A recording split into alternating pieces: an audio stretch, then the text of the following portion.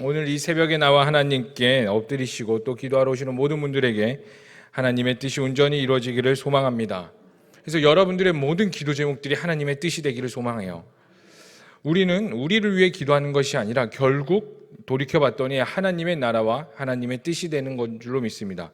근데 놀랍게도 그 하나님을 위한 것들이 다 나에게로 돌아와서 은혜가 되고 우리가 누릴 수 있게 되는 줄로 믿습니다. 그러므로 우리가 나의 뜻을 뛰어넘어 하나님이 기뻐하시는 것에 더욱더 초점을 두시는 새벽이 되기를 소망합니다. 오늘 본문 말씀은 고린도후서 4장의 말씀인데 18절 정도밖에 안 되는 짧은 메시지지만 이 한 절 한 절이 너무나 은혜로워요. 그래갖고 저는 이 4장의 말씀을 개인적으로 묵상하면서 그냥 이거 한 10번만 읽으면 은혜가 되지 않을까. 그리고 이것을 가지고 각자 주신 메시지를 가지고 우리 기도합시다 이러면은 너무나 좋겠지만 그 후폭풍은 제가 감당할 수 없기에 오늘 이렇게 간단하게 또 말씀을 전해보고 우리가 이것을 가지고 좀 기도를 해봅니다. 이 말씀 한 절 한 절이 너무나 귀하고 은혜로운 것은 아마도 사도 바울이 이 복음에 대하여 자신의 감정을 솔직하게 이야기하고 있지 않을까 싶습니다. 우리가 봤을 때 사도 바울은 완벽한 그리스도인이에요. 그리고 모두가 사도 바울처럼만 살았더라면 땅끝까지 복음이 진작에 전파가 되어서 아마 예수님께서 진작에 오지 않았을까 하는 생각을 하게 됩니다. 그만큼 사도 바울처럼 사는 게 굉장히 어렵습니다. 우리가 봤을 때 사도 바울은 완벽해 보이지만 그 완벽한 사도 바울에게도 끊임없이 대두되는 문제가 무엇이냐면 이 사도권이었어요. 그래서 고린도후서와 또 그 전에 이제 고린도전서나 이런 것들을 쭉쭉 봤을 때 이 사도권에 대해서 변명하는 것들이 굉장히 많죠. 근데 오늘 이 4장부터 이제 사도권에 대해서 변명하기보다는 내가 이제 사도로서의 이 직분을 가졌는데 이 직분을 어떻게 감당했는지에 대해서 명확하게 말을 해주고 있습니다. 그래서 이 4장을 크게 세 가지로 나눠볼 수가 있는데요. 1절부터 6절까지는 자신이 사도로서 진실하게 예수님만을 전했다고 말을 하고 있고요. 7절부터 15절까지는 바울 자신의 약함 속에서 고난을 무릅쓰고도 사도의 직분을 수행했다고 말을 하고 있습니다. 그리고 16절부터 18절까지는 이제 우리에게 임할 영원한 하나님의 나라에 대한 소망을 선포하며 4장을 마무리하게 되는데 4장을 이렇게 크게 나눴을 때 이제 세 가지로 나눌 수 있는 것이고 이것들을 통폐합해서 이제 굳이 한 가지의 제목을 붙여보자면은 이렇게 할 수 있을 것 같습니다. 따라해 볼까요? 질그릇에 담긴 보배. 제가 신대원 이제 입시 준비할 때에 막 4장의 이제 그 제목을 고린도서 4장을 질그릇 보배라고 막 외웠던 기억이 남습니다. 결국 사도 바울의 이제 이 4장의 중점은 뭐가 될 수 있냐면은 내 이 질그릇 안에 남긴 보배로서 내가 이 사도의 직분을 어떻게 감당했고 우리가 궁극적으로 무엇을 바라볼 수 있게 되는지에 대해서 분명히 말을 해주고 있는 것 같습니다. 왜 이 4장의 제목을 질그릇에 담긴 보배라고 말하냐면 오늘 7절의 말씀을 다 함께 한번 읽어봤으면 좋겠습니다. 우리 4장 7절의 말씀 한번 읽어보겠습니다. 시작. 우리가 이 보배를 질그릇에 가졌으니 이는 심히 큰 능력은 하나님께 있고 우리에게 있지 아니함을 알게 하려 함이라. 아멘. 보배를 질그릇에 담았다고 사도 바울은 말을 하고 있어요. 여기서 이 질그릇은 무엇을 말하냐면 사도 바울 자신을 말하고 있습니다.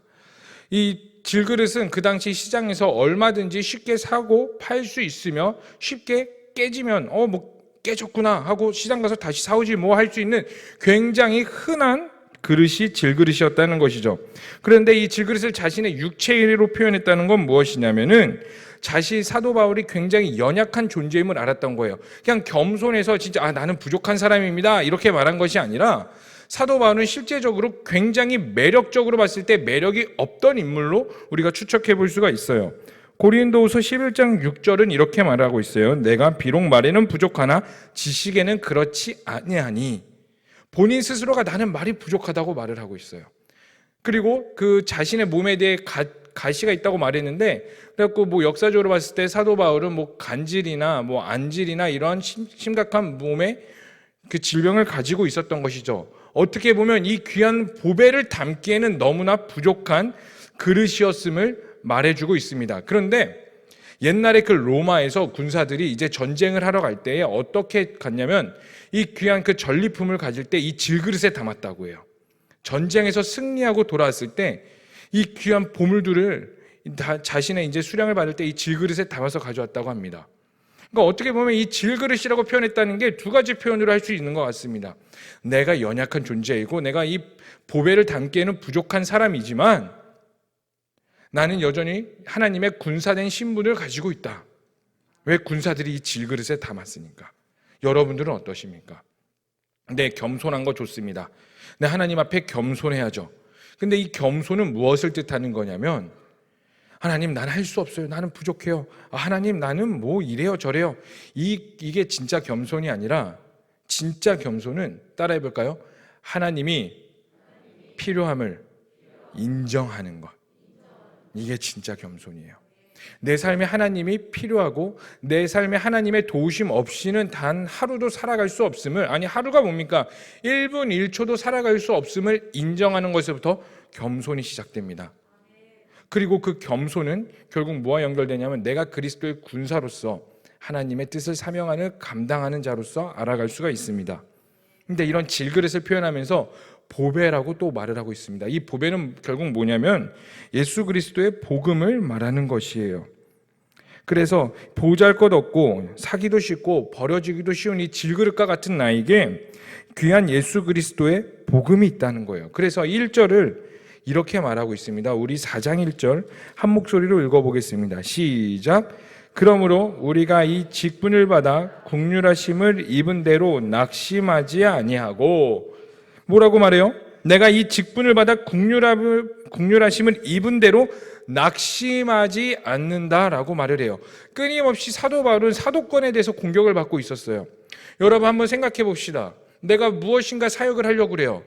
제가 찬양 인도도 하고 설교도 하고 있습니다. 네, 물론 부족함이 많은 거 저도 인정을 해요. 그런데 진짜 그 부족함을 막 사람들이 와서 목사님 음도 자꾸 삑사리도 나고 설교도 뭔 소리인지도 모르겠고 막 이렇게 말하면 제가 부족해서 그렇죠. 기도해 주세요. 이렇게 말은 하겠지만 그 골방에서 제 마음이 어떻겠냐고요. 쓰리겠죠. 사도 바울도 끊임없이 사도권에 대한 이 질문이 있었는데 그럼에도 불구하고 사도 바울은 뭐라고 말하냐면 내가 낙심하지 않는다라고 그래요. 이 낙심하지 않는 이유가 뭘까요? 결국 한 가지예요. 그 귀한 보배가 내 안에 있기 때문입니다. 여러분, 가치는요, 내가 어디서부터 일어나냐면 내가 하나님으로부터 하나님의 조명하신가 그 복음이 내 안에 있을 때 가치가 일어나요. 많은 그 유명한 CEO들이나 성공한 사람들의 이제 자서전을 이제 주로 읽다 보면은 어떤 표현을 하냐면 내 가치는 외부 환경에서부터 일어나는 것이 아니라 내가 확신을 가지고 있을 때 가치가 일어난다고 말을 합니다. 여러분, 에이레네와 샬롬이라는 이 단어가 있습니다. 이제 그 둘 다 평화라는 것들을 뜻하고 있는데 팍스와 이 샬롬이라는 단어가 있어요. 이것을 이제 헬라어로 에이레네라고 하고 있는데 이 팍스도 샬롬을 뜻하기도 하고요. 팍스가 제가 말이 자꾸 안 나오는데 팍스가 그 평화를 뜻하기도 하고 샬롬도 평화를 뜻하기도 합니다. 근데 이 두 단어가 비슷해 보이지만은 근원적으로 다른 게 뭐냐면 팍스는 외부 환경이 충족했을 때 오는 평화인 거예요. 그래서 팍스 로마나라는 표현을 쓰고 있죠. 이게 왜 그러냐면은 몇 년간 로마에 칠 수 있는 외 세력이 없고 내정으로는 안정돼 있으며 국민의 백성들이 밥을 잘 먹으며 진짜 즐거우며 평안을 누릴 때 팍스라고 말해요. 근데 이 샬롬과 에이레네는 언제 평화를 누리게 되냐면 외부 조건이 갖춰지지 않더라도 내 내면에서부터 진짜 평안과 안정감이 있을 때 샬롬이라는 말을 씁니다. 근데 하나님께서 우리에게 주시는 이 평안과 안정감은 샬롬이에요. 근데 우리는 자꾸 외부 조건을 본단 말이죠. 근데 오늘 이 사도 바울도 내가 안에서 낙심하지 않는 건 뭐냐면은 내 외부 조건이 완벽해서가 아니라 내 안에 주님께서 주시는 샬롬과 평안과 이 복음이 있기 때문에 내가 낙심하지 않는다라는 것입니다. 그러면서 이 복음을, 귀한 복음을 내가 근데 스스로 깨닫는 것이 아니라 하나님께서 주신 것이라고 말하는데 우리 6절의 말씀 다 함께 읽어보도록 하겠습니다. 시작. 어두운 데에 빛이 빛이라 말씀하셨던 그 하나님께서 예수 그리스도의 얼굴에 있는 하나님의 영광을 아는 빛을 우리 마음에 비추셨느니라. 뭐라고 말해요? 내가 빛을 찾아 떠났다 이렇게 말해요? 아니면 빛이 나에게 비추셨느니라 이렇게 말하고 있습니까? 빛이 비추셨다고 말을 하고 있어요. 내가 아무것도 못했지라도, 내가 아무런 것들을 능력을 갖지 못할지라도 그 예수 그리스도의 복음의 빛이 나에게 임하니까 내가 비로소 복음에 대해서 깨닫게 되었다라고 말을 하고 있습니다. 사랑하는 성도님들, 결코 우리가 복음을 귀하다고 말할 수 있는 것은 우리의 힘이 아니라는 거예요. 우리의 능력으로 복음을 깨달을 수 없다는 것입니다. 오직 하나님의 은혜로, 하나님의 조명하심으로 말미암아 우리 눈에 비늘이 벗겨지게 되는 것이고, 새로운 것이 보이게 되는 거고, 영적인 세계가 믿어지게 되는 거고, 그로 인해서 예수님을 믿게 되는 거예요. 그래서 복음에 대해서 내가 깨달았다, 이렇게 표현하게 되는 것입니다. 제가 담당하고 있는 교육부서에서 이제 매주 장기 결석자들을 위해 선생님들하고 이제 제자 훈련하는 아이들과 매주 기도하고 있습니다. 네, 이제 뭐 한 10명 정도 되는 이 장기 결석자가 있는데, 그 아이들을 위해서 이제 기도하다가 가끔, 어쩌다 정말 가끔 이 장기 결석자 아이들이 문득 탁 와요. 그리고 신앙생활을 굉장히 잘해요. 너무나 감동이죠. 그 아이가 오면 막 선생님들이 우와 할렐루야 막 이러면서 잘했다고 너무 좋아해요. 그 아이는 뭐 부담스러울 수는 있겠지만 일단 저희 안에서 너무나 기쁜 거예요. 근데 이 아이들을 위해 기도할 때 이제 확신을 가지고 기도했잖아요. 하나님, 이 아이가 올 것입니다. 아멘. 보내주시옵소서 막 이렇게 기도하는데, 이 아이가 오면은 저 스스로도 너무나 신기해요. 왜 왔지? 어떻게 왔지? 그 이제 아이에 가서 물어봅니다.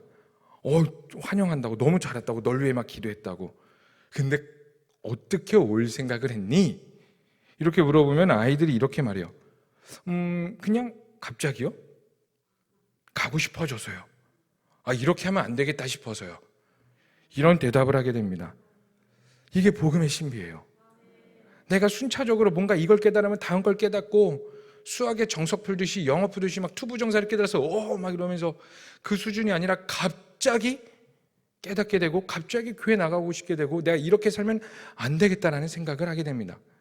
이게 놀라운 복음의 신비인 줄로 믿습니다. 그런데 만약에 나의 능력과 힘으로 믿어지게 되면 어떠한 문제가 있을까요? 복음의 주체가 내가 된다는 거예요. 힘으로 깨달았으니, 내 힘과 내 능력으로 깨달았으니 잠시 하나님을 떠나도 언제든지 다시 하나님께 나아갈 수 있어. 내 잠시 떠나도 잠깐 이 상자의 고이 하나님을 모셔뒀다가 내 할 거 다 하다가 힘들 때, 위로가 받고 싶을 때 하나님을 살짝 꺼내놓고 다시 복음이라는 것들에 의해서 능력을 받고 내가 주체가 되어 살아간다는 거예요. 근데 이렇게 살아가는 자들이 너무나 많다는 겁니다. 어떤 사람이 교회를 왔다가 잘 다닐 것 같다가 다시 떠나요. 그러다 어렵다 힘들고 싶으면은, 고난이 있을 때 다시 하나님께 와서 막 기도해요. 새벽 기도하기 시작하고 뭐 찬양 때마다 세상의 은혜를 다 받는 것 같아요. 근데 또다시 하나님을 떠나요. 왜 그런 일이 일어날까요? 복음의 주체가 바로 나에게 있기 때문이에요. 근데 복음의 주체는 나에게 있지 않아요. 하나님께 있습니다. 그렇기 때문에 우리에게 그 하나님 앞에 겸손이 필요하다는 거예요. 아까 말씀드렸듯이 내가 하나님의 은혜가 아니고서는, 하나님의 능력이 아니고서는 단 하루에 1분 1초도 살아갈 수 없습니다 라는 고백이 나오게 됩니다. 그래서 제가 아이들과 이제 담당하는 부서에서 상담을 할 때 가장 아이들이 기도 제목으로 내놓는 게 뭐냐면, 하나님을 만나고 싶어요. 오늘 성령님을 경험하고 싶습니다. 근데 이 기도 제목 굉장히 은혜스럽죠. 저는 부담이에요. 솔직하게 말씀드리면 은혜이면서 부담입니다. 왜 그러냐면, 제가 그 아이들에게 물어봅니다. 왜 하나님을 못 만난 것 같니? 이렇게 물어보면 아직 의심이 있는 것 같고요. 뭐 잘 모르겠고요. 내가 이렇게 성경 읽고 기도 생활했는데 과연 진짜 하나님이 나를 사랑해 주실지, 나와 함께 하실지 의심이 들어요. 내 삶이 전혀 못 따라가는 것 같아요 라고 말하면서 막 이렇게 말을 해요. 그래서 그런 아이들에게 아니야, 하나님은 구하면 언제든지 주신단다. 우리 이 시간 기도해보자. 그리고 막 수련회 때, 아니면은 저희 고등부는 한 달에 한 번씩 철야 예배 후에 막 새벽까지 기도하는 기도회가 있는데, 그 막 기도를 합니다. 그 아이들을 위해 기도할 때마다 막 아이들이 울부짖어요. 하나님, 나에게도 방언 달라고, 성령 충만하게 해달라고. 근데 그러면서 기도받으면서 진짜 방언 받는 아이도 있고요, 성령 충만함을 받는 아이도 있고, 하나님에 대해서 막 삶이 변화된 아이들도 있다고 말합니다. 근데 반에 막 정말 울부짖는데 방언 받지 못한 아이들도 있어요. 울부짖는데 성령님께서 나를 안 만나 주신 것 같대요. 막 정말 그 아이가 주여 막 울부짖어요. 기도회가 끝나고 어때요? 오늘 좀 하나님께서 마음을 만져주시니 잘 모르겠어요. 그때마다 막 심장이 덜컥 내려앉는 것 같아요. 뭐 때문에 내려앉냐면 이 아이가 간절히 구했는데 안 만나주셔서 이 아이가 실망해서 교회 떠나면 어떡하지? 포기하면 어떡하지? 이런 마음을 막 갖게 돼요. 그래서 막 더 울면서 하나님께 기도하게 돼요. 하나님, 이 아이 포기하지 말아달라고. 왜 세상에 다른 사람들은 만나면서 왜 이 아이들을 안 만나주시냐고. 불쌍히 여겨주시고 만나게 해달라고.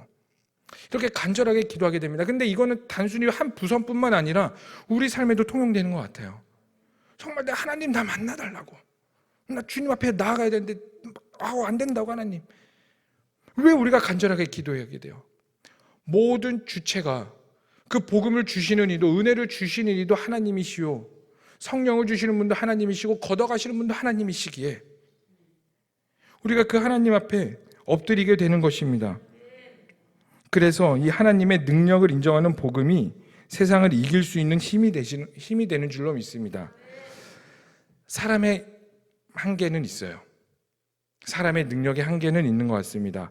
아무리 선한 사람이라도 윤리적인 한계가 있고요. 자신만의 한계성이 분명히 있어요. 근데 그 한계성이 과연 높냐 낮냐의 차이뿐이지 그 끝에는 결국 누구나 한계가 있습니다. 그런데 복음에는 한계가 없는 줄로 믿습니다.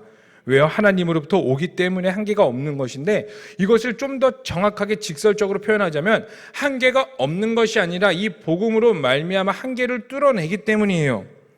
재정의 문제가 있어 하나님께 나아가지 못한다면 복음으로 인하여서 그것을 다시 한 번 더 하나님께 엎드리게 되고 그 재정의 문제를 뚫어내고요. 인간관계에 문제가 있고 가정과 내 자녀와 모든 영역에 문제가 있다면은 우리는 그 한계로 인해서 하나님께 못 나간다고 말을 하지만 그 복음으로 인하여서 그 복음의 간격과 복음의 능력이 그 한계를 뚫어낸다는 것입니다. 그래서 사도 바울은 8절과 9절을 통해 이렇게 말하고 있습니다. 우리 한번 8절 9절 다 함께 읽어보도록 하겠습니다. 시작. 우리가 사방으로 우겨쌈을 당하여도 쌓이지 아니하며 답답한 일을 당하여도 낙심하지 아니하며 박해를 받아도 버림받지 아니하며 거꾸로 쓰러트림을 당하여도 망하지 아니하고 망하지 않는데요. 사방으로 우겨쌈을 당하고 내가 힘들과 어려움과 낙담과 좌절과 세상의 모든 것들이 날이 적대할지라도 내가 망하지 않는다고 말해요. 그러면서 10절은 이렇게 말하고 있습니다. 다 함께 한번 읽어보겠습니다. 우리가 항상 예수의 죽음을 몸에 짊어짐은 예수의 생명이 또한 우리 몸에 나타나게 하려 함이라. 아멘. 여러분 아멘이십니까? 분명히 아멘이라고 하셨어요. 아멘은 여기에 동의한 것이고 내 영과 뭔가 혼을 다해서 막 내가 인정합니다라는 뜻입니다. 자, 그러면 10절이 우리 복음이 우리 삶에 나타나는 방법인데 그 나타날 수 있는 방법이 사도 바울의 복음대로 살아갈 수 있는 능력이 무엇이냐면 첫 번째로 내가 항상 주 예수의 죽음을 몸에 짊어진다고 말해요. 이 죽음이 있어야 된다는 거예요. 죽어야 된다는 겁니다. 복음으로 정말 뚫어내기를 원하고 이 소망이 있는 삶을 살기를 원한다면 첫 번째로 하나님을 잘 믿어라가 아니에요. 물론 잘 믿어야죠. 근데 그 첫 번째로 그 믿음 안에서 내가 죽어야 된다는 거예요. 여러분 죽으셔야 됩니다. 복음은 한계를 뚫어낸다고 했어요. 그런데 이 한계를 뚫어낸다는 건 무엇이냐면 결국 내가 우리 몸에 예수의 죽으심이 있어야 한다는 거예요. 내 자존심, 내 생각 모든 것들이 죽어야 뚫어낼 수 있다는 것입니다. 근데 이게 말로는 쉬워요. 네, 누구나 쉽게 말할 수 있습니다. 근데 우리 이것을 현실에 대입해 볼까요? 과연 여기서 얼마나 많은 사람들이 정말 예수님 위해 죽을 수 있을까요? 내 자존심을 죽일 수 있을까요? 내 생각과 내 뜻과 내 자아, 심지어 내 자녀의 영역까지 다 하나님 앞에서 죽일 수 있을까요? 쉽지가 않아요.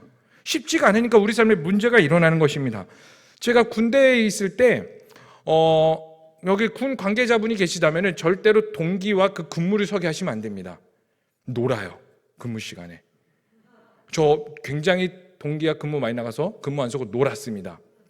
수많은 장난도 치고 막 이제 차마 이 보안이 있기 때문에 말은 못 하겠지만 근데 저는 전방이 아니어서 실탄이 아니라 공포탄을 가지고 근무를 섰어요. 어느 날 제 동기가 제 근무를 서고 있는데 제 뒤통수에 총구를 갖다 대더라고요.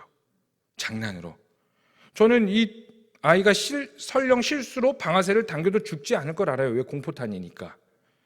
근데 그 차가운 총구가 제 뒤통수에 닿는 순간 이 차가운 총구가 제 머리와 맞닿는 순간 어떠한 말이 나오게 되냐면 어떠한 생각이 드냐면 나 하나님 배신할 수 있겠다. 내가 설령 순교의 자리에 가 있을 때 이런 총구가 내 머리에 갖다 대면 나 하나님 배신할 것 같다. 이 총구가 제 몸에 닿는 순간 머리부터 발끝까지 온몸이 쭈삣쭈삣 쓰더라고요. 그때부터 제 신앙에 대해서 다시 한 번 더 고민하게 되었습니다. 그런데 이 공포감까지 모두 죽어야지 복음의 시작이라는 거예요. 왜요? 이 죽어야지 부활의 능력이 있기 때문입니다. 여러분, 부활은 복음이 전제되어야 해요. 내 뜻과 내 자아와 내 생각과 자존심과 모든 것이 죽었을 때 비로소 예수 그리스도의 생명이 내 몸에 나타나는 것입니다. 그러므로 복음은 기쁨이 있어요. 네, 복음으로 인해서 우리 삶에 기쁨과 평안과 자유함이 있죠. 하지만 동시에 무엇도 있냐면 눈물도 같이 있는 거예요. 왜요? 죽어야 되니까. 근데 죽는 게 쉽지 않으니까 말대로 그냥 뚝뚝뚝 죽으면 너무나 좋겠지만 이 자아들이 날마다 살아서 죄를 낳게 되고 내 자아가 살아서 하나님의 복음의 능력을 자꾸 가리워지니까 울게 되는 거예요. 그러므로 사랑하는 성도님들, 하나님 앞에서 마음껏 우시길 바랍니다. 네, 울음 때론 필요해요. 네, 우셔야죠. 울어야지 죽음이 있고 그 죽어야지 복음의 능력이 있으니까요. 그래야지 그 능력으로 인해서 기쁨이 있으니까 사랑하는 성도님들 많이 우시고 눈물이 나오면 마음껏 우셔서 하나님께 통곡하시길 바랍니다. 그런데 나중에 그 눈물이 결국 하나님 앞에 찬양이 될 것이며 소망과 희망이 될 줄로 믿습니다. 그래서 성령 충만하셔야 돼요. 성령으로 죽으십시다. 그래서 마지막에 16절에 사도 바울은 이렇게 말합니다. 우리 이거 읽고 한번 오늘 말씀을 마무리했으면 좋겠습니다. 16절 시작. 그러므로 우리가 낙심하지 않으니 우리의 겉사람은 낡아지나 우리의 속사람은 날로 새로워지도다. 아멘. 그러므로 우리의 겉사람은 날마다 낡아지나 우리의 속사람은 새롭게 되는 거예요. 아멘이세요? 우리가 그렇게 살아가길 소망합니다. 왜냐하면 근데 우리 이렇게 살 수 있대요. 왜요? 예수님이 먼저 그렇게 앞서가셨으니까. 제가 정말 좋아하는 찬양이 있습니다. 우리 걸어가는 이 길이 결코 처음 밟는 길은 아니야 하면서 우리 함께 손잡고 가세, 이런 찬양이 있는데 그 찬양의 앞부분에 이렇게 말해요. 우리가 걸어가는 이 십자가의 길이, 이 복음의 길이, 이 좁은 길이 혼자 가는 것 같은데 아니야. 수천 년 동안 삶의 곳곳에서 모든 영역에서 이 길 따라가신 분이 먼저 있어. 예수님이 그러하셨고 수많은 믿음의 선조들이 그러했어. 그들의 겉은 낡아졌으나 속사람은 날마다 새로워짐으로 기쁨으로 이 길을 걸어갔어. 사랑하는 성도님들, 어떻게 사시겠습니까? 어떻게 이 길을 걸어가시겠어요? 복음의 능력으로 우리가 오늘 다시 한 번 더 살아가길 소망합니다. 하나님 앞에서 마음껏 우시길 바랍니다. 마음껏 울부짖기를 소망합니다. 그 울부짖음이 소망이 되며 날마다 새로워지는 줄로 믿기에 이 시간 우리가 함께 오늘도 좀 기도하며 나아가길 소망하는 것은 하나님, 이 복음의 능력이 나에게도 있기를 갈망합니다. 사방으로 우겨쌈을 당할지라도 내 그 예수님의 죽으심이 내 삶에 있기에 내가 예수님으로 말미암아 오늘도 살아갑니다. 그러므로 새로운 삶이 내 삶과 내 가정과 내 모든 영역 가운데 있게 하여 주시옵소서. 성령으로 기름 부어 주시옵소서라고 이 시간 우리 다 함께 주여 한번 부르시면서 간절히 기도하도록 하겠습니다. 주여. 하나님, 이 시간 우리가 주님께 간절히 다시 한번 더 기도하며 나아갑니다. 하나님, 그 복음의 능력이 우리 가운데 있기를 소망합니다. 하나님의 마음과 하나님의 뜻이 이루어지는 그 복음의 능력이 우리 가운데 있기를 간절히 갈망합니다. 하나님, 우리 가운데 하나님의 뜻을 부어주시옵소서. 주의 능력을 부어주시옵소서. 내가 사방으로 우겨쌈을 당하여도 낙심하지 아니하며 그 예수 그리스도의 그 십자가의 죽으심이 내 삶 가운데 있기를 소망합니다. 그러나 그렇게 살기가 매우 어렵기에 성령님을 구합니다. 겸손하게 주님 앞에 엎드립니다. 하나님, 내 삶의 모든 영역이 주님의 필요함을 인정합니다. 하나님, 내 안에서 주님의 능력이 있게 하여 주시옵소서. 그 내 안에서 참된 샬롬이 있게 하여 주시옵소서. 주님으로 인해서 보배로운 가치가 있게 하여 주시고, 그 내가 능력이 없을지라도 그 내 몸에, 내 질그릇에 있는 그 보배를 가지고 살아가오니 하나님, 주님의 뜻이 온전히 나타나게 하여 주시옵소서. 주님과 함께 살아가게 하여 주시옵소서. 오늘 이 새벽 가운데 성령으로 충만케 하여 주시고 기름 부어 주시옵소서. 주님의 이름을 찬양합니다. 살아계시고 역사하신 하나님의 이름을 찬양합니다. 하나님, 우리가 복음의 능력을 가지고 살아가기를 갈망합니다.